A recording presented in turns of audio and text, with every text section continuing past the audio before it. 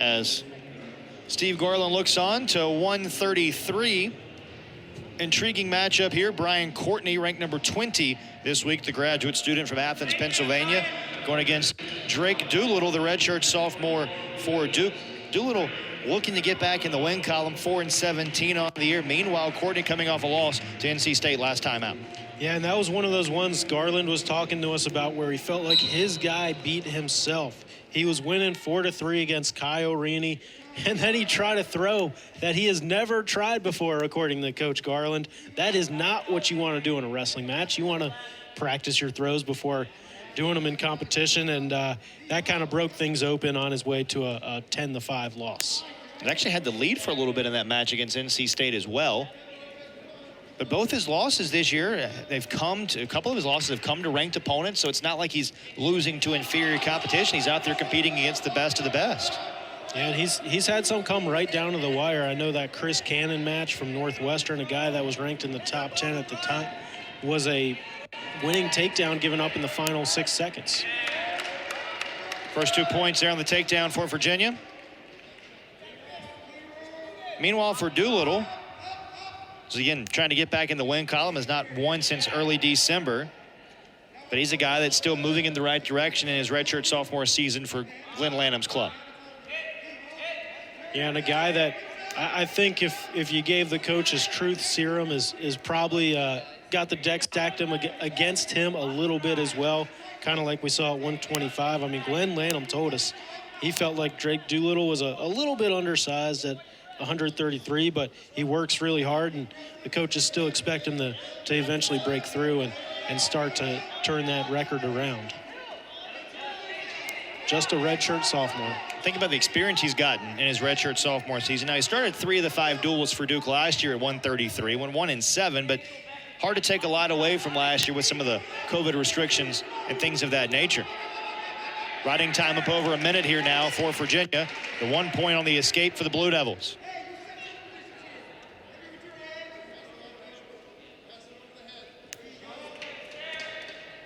Final minute of the opening period.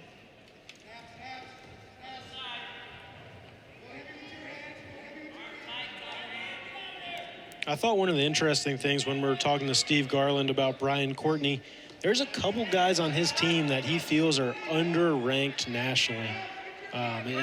Courtney's checking in at number 20 right now, and most coaches don't want to talk about rankings, but I thought it was interesting that Garland kind of admitted that, and he said, yeah, we do feel these guys are a little underranked, and then he kind of said, maybe I should use that as a motivation tactic, because he was talking about how it always motivated him as a wrestler when he felt like he was underranked. I also thought it was interesting he followed that comment up by saying that he doesn't believe that maybe the coaches should do the rankings. They've got so much other stuff going on with their respective programs. They don't have time to look and see who should be up and who should be down.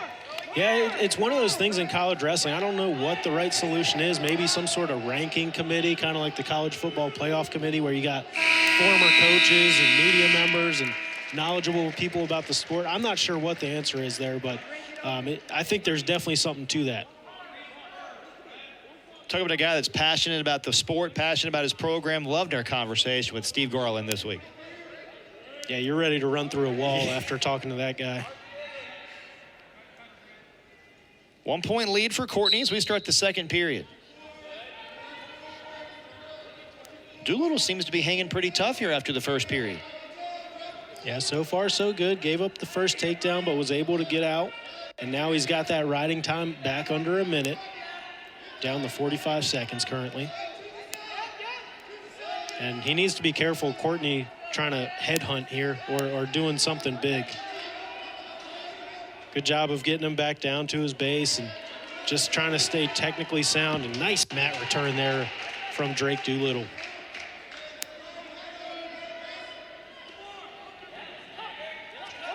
Another nice mat return there for the Blue Devil redshirt sophomore.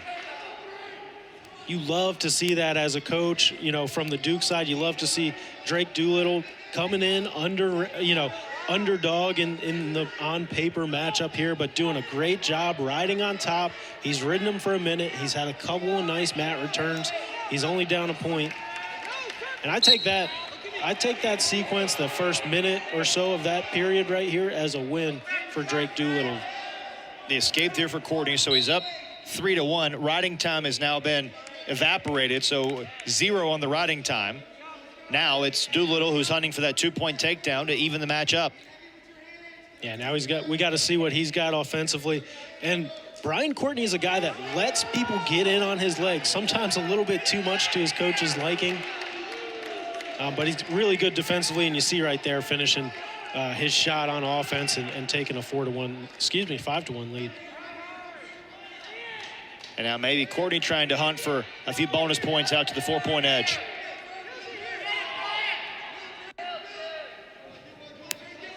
Last 15 seconds.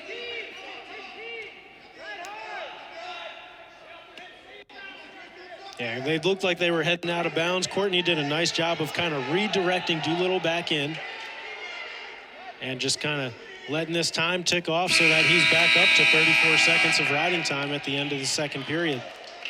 Give Doolittle credit for coming out strong in the second period, but how about that ferocious finish by Courtney?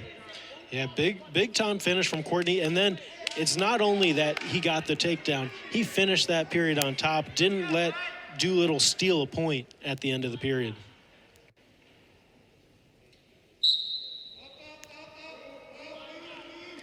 So we saw a pretty encouraging performance from Doolittle on top in the second period. We'll see what he's got on bottom here. Trying to escape. Does. Gets back to neutral here. Riding time stops at 47 seconds, so not quite that extra point yet for Courtney.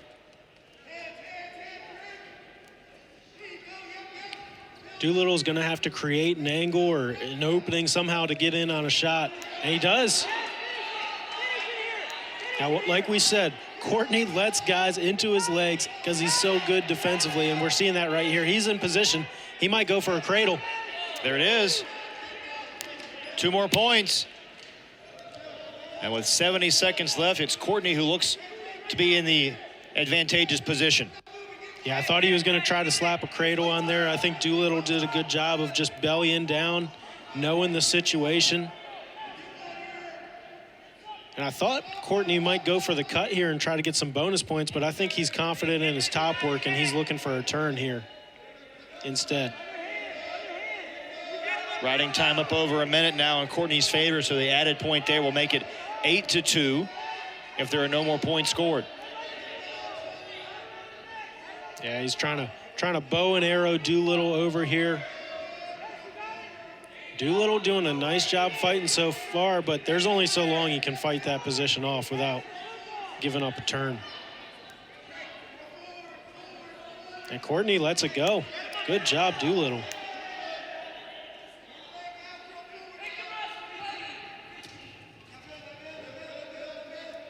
Ten seconds left. Stall warning there on the Blue Devils and Drake Doolittle.